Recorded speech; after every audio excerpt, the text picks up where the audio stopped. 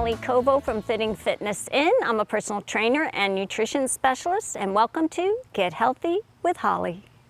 Today I have a guest. My husband Steve is here, and we're going to talk about how you can walk your way to better health. Walking is the best form of exercise you can do. You can do it anywhere. You can do it walking on the street. You can go out on the trails. You can walk on the treadmill downstairs. You can walk with a friend and chat in the mall when it's air conditioned and it's hot out. You can do walking anywhere. And ideally, you want to get 30 minutes a day in. That doesn't need to be 30 minutes all at one time. 10 minutes in the morning, 10 minutes at lunch, 10 minutes in the evening, that will work too.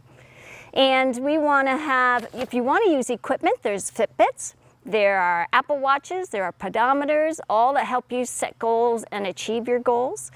You can walk with weights in your hands. I wouldn't say walk with weights around your ankles because that's not good for your knees, puts too much stress on your knees. So, but you can hold weights anywhere from 2 to 5 pounds when you're walking. Make sure you're wearing comfortable clothing. Make sure you have sturdy shoes, tied shoes like sneakers, not flip-flops or sandals. And if you're outside, you want to dress in layers because you will start getting warm after you're doing your walking. Now, one of the other things that you can use when you're walking are walking poles or walking sticks. And so I'm going to turn it over to Steve because Steve actually makes Nordic Walking Poles, and he's going to talk about how you can use walking poles to increase the aerobic capacity of your workout. Awesome. Thank you, Holly. Well, why don't we step over here for a moment. I'll talk a little bit about different types of poles and then a little bit more about Nordic hiking. Now, you might have seen something like the Ten Commandments, and you saw Moses walking with his staff, and he even turned, you know, he basically they used those staffs back years and years ago for tending sheep and for walking along, but I think they were pretty heavy and typically people would only use one of them. Today you may see people out hiking and they have a single pole and they use that for hiking along as well. And these are nice and they can help you keep your balance when you're on rougher terrain and things like that. And so anyway, these are fairly common. You see people using single hiking poles, and this is one that I actually carved, and I make all sorts of different ones. If you're using just one, you probably want to alternate arms because you can tend to be a little lopsided if you're always leaning on that one side. One advantage is you have an arm free if you need to do something, but in the same sense, just a single pole will tire you out more so on one side. Now, when I talk about, what Holly mentioned was Nordic hiking, and as the name suggests, Nordic hiking originated in the Nordic countries, in Finland, in Norway, in Sweden. And in those countries with their long winters, they use cross-country skis across those long winters to get from point A to point B. In a lot of cases, they would cross-country ski to school and things like that. And so now, when the snow melted, they continued the tradition of using two poles in their walking because the two poles give them more support. They allow you to basically go over uneven terrain and still get a good upper body workout as you're walking along. Now, if you look at these poles, they look rather long, but there's reasons that the poles are made the way they are. My poles, for instance, have a very long grip section, and so these grips allow you to grip the poles either very low or high or in between, and that can be very advantageous, especially if you were to like hike up a hill, for instance. You can grip them much lower, and so that it's much more comfortable than gripping something high as you're going up a hill, and you can grip them lower, higher as you're going downhill to help support you. And if you're going along an uneven hillside, you can grip one low and one higher and still keep your arms even. So anyway, so these are a little bit different in that sense, plus they have a lot of pole above, and one of the reasons for that is it allows the pole to pivot more easily. Instead of having all the weight of your pole beneath your hand, now you have some counter you have a little bit of counterbalance, and so you can pivot the pole much more easily. And you can also use the poles to clear brush out of your way as you're walking along a trail if there's brush overhanging it. So that's some of the little bit about Nordic hiking. Plus the poles themselves are very rigid because you're using them in propelling yourself. And so let me demonstrate too. There's a couple of different ways of Nordic hiking. One being what they call single poling, where you're poling and you're propelling yourself, and then you're setting your pole and propelling yourself again. So I'll show it like this. So I step forward and propel, then I plant with the other pole, I propel and I plant, and so you go back and forth like that. Now, the other method for Nordic hiking is a double poling, and this is really nice when you're going a little bit more on a little bit downhill or on even surfaces. You can switch things up and you can just double pole. You plant and step, and plant and step. So those are ways you do it, and you really push yourself. You feel it in your shoulders, you feel it in your triceps, and your upper body gets a significantly more work than it is if you're just swinging your arms at your sides on a normal walk. You take less load on your knees, on your back. You help, you've always got like 3 points on the ground, so you're less likely to fall on uneven terrain. You can use these to get over trees and stuff like that, or in the way of your way. You can help as you go over it or come down. You can plant the pole and then step over a lot more easily and support your weight, or crossing over a little stream. So anyways, there's a lot of advantages to Nordic hiking. I think personally I really like the fact that I can get that much more exercise in my shoulders and in my upper body, and feel as though I've got more of a complete body workout than if I was just walking. Now, the poles that you use are going to be heavier than the poles that I use. That's correct. Yeah. So so there are other poles of, like when I carve poles, I've carved smaller ones, a little for someone who may not be quite as tall. They're a little bit lighter. For children. Yeah, or for children, and so you can really custom them, but they're all designed the same way with longer grips, and they're just a little bit lighter and a little bit easier to use for someone who wouldn't want necessarily as large of a pole. And lastly, Holly's bringing out a pair of commercially available poles that have really nice grips on them.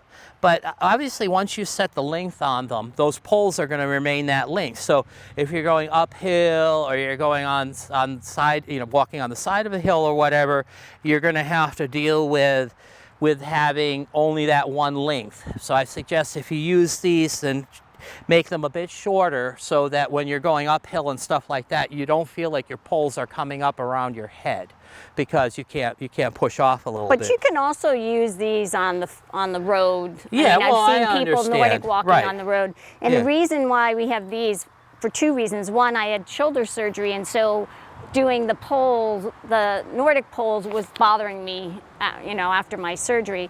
And this has a nice thick grip for arthritis, if you have arthritis in your hands. So that's something, I may only use these temporarily now that my shoulder's better, but there are reasons for each size pole. But I highly recommend trying it. I really think that if you try using them, and you'll find you really enjoy it. And I like it for my clients because it really helps with balance. People feel a little bit more comfortable with that. They may walk a little bit faster. They're getting an upper body workout at the same time. Yeah. My mother, who's in her early 80s, she doesn't want to go out without them. She takes anytime she goes on a walk around the yard, she uses her poles. Right. So she feels much more safe and sturdy with the poles. Yeah. Great. Well, thank you, Steve, You're welcome. for your wealth of information. Now we're going to take it to the grill, and our grill master is going to show us 3 different ways to grill salmon. Here we are in the grill Zebo with my grill master, and we're going to make 3 different types of salmon on the grill. And we're going to start with balsamic and rosemary grilled salmon. So I have this marinating in a marinade which has a 1/4 cup of lemon juice, 3 tablespoons of olive oil, a tablespoon of balsamic vinegar, you know my favorite balsamic vinegar, a clove of garlic that's minced, and a sprig of rosemary that's all diced up. And it's been in here for at least a half hour. It's probably longer than that because we've been filming the other segment. So Steve's gonna go ahead and put that on the grill. And while he does that, I'm gonna prep the next salmon, which is pistachio crusted salmon. And I'm gonna do this piece right here. So I have to pat it dry. And then I use this olive oil. So in this one, we have a piece of salmon. We have a tablespoon of olive oil. We have 2, well, I did not do 2 garlic cloves. I did 1 big one because, you know, I don't like garlic, and so I try to minimize it in there. But that was a pretty big clove. 2 tablespoons of honey. We're going to use salt and pepper to taste. This is a 1/2 cup of shelled, lightly salted pistachios that I didn't cut them. I put them in a little Ziploc bag and I hammered it with my little mallet. And that's what we're going to do. So first thing I do is I'm going to use this olive oil and rub a little olive oil on here.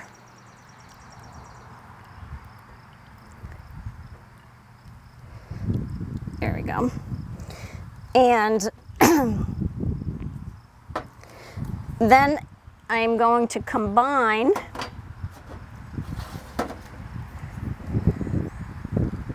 the honey and the garlic in here, in that little bowl. There we go, good. Mix this up.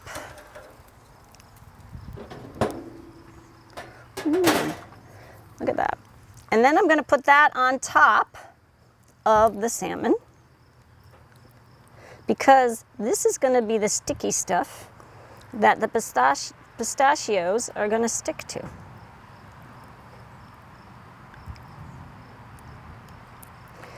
Yes.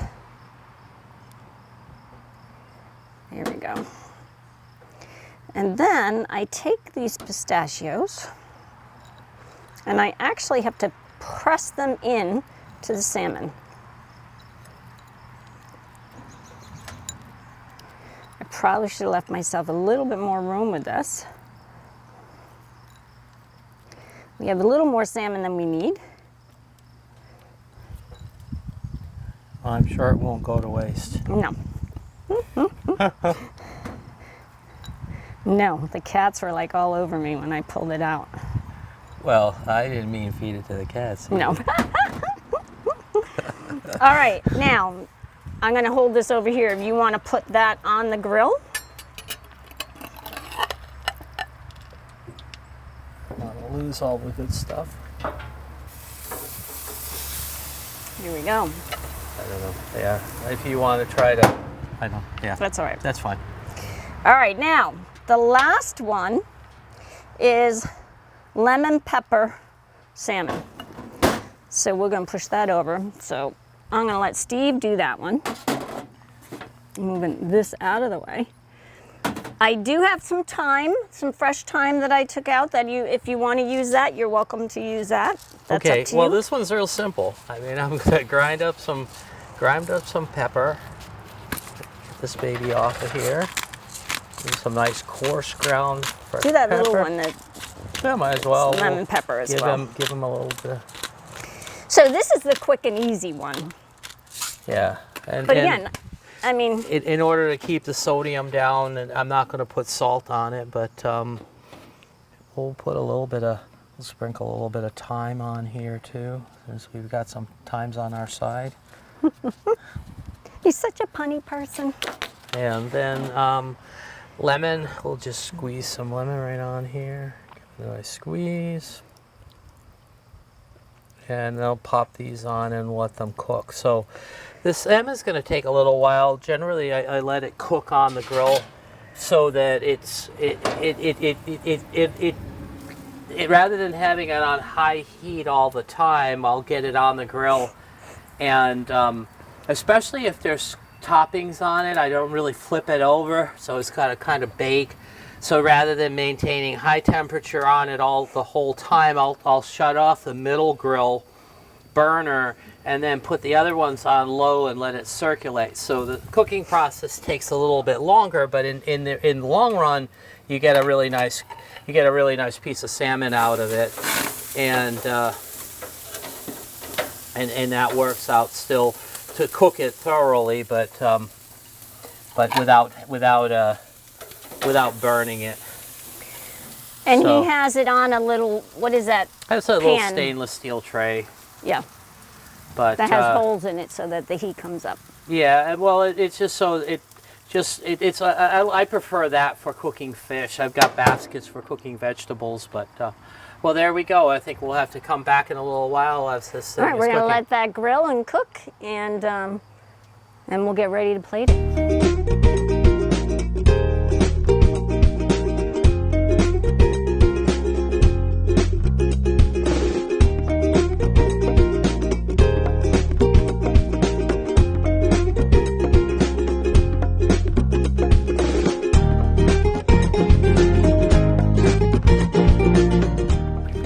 All right, so we have salmon at least once a week, sometimes twice. There are a lot of health benefits to salmon. One, it's a very lean protein. Two, it has omega-3 fatty acids, which are really good for you. It assists in energy production and muscle building. It also helps prevent insulin resistance, which can lead to type 2 diabetes, so that's really good. Gives you healthy skin. Salmon has properties that are good for your skin. It reduces inflammation, and it assists in balancing your hormones for women that are dealing with menopause. So yeah, it's definitely once a week or sometimes twice a week. So when I always go to the fish counter, the guy's just looking at me, salmon? I said, yeah, but sometimes we'll have cod or something else, but there's always salmon. So that looks like a 7-star meal. There you go. All those health benefits of salmon. And on the grill. And I love it because I prep everything and then he does all the cooking. And we're getting there. It's almost Ooh, yeah. It's almost ready.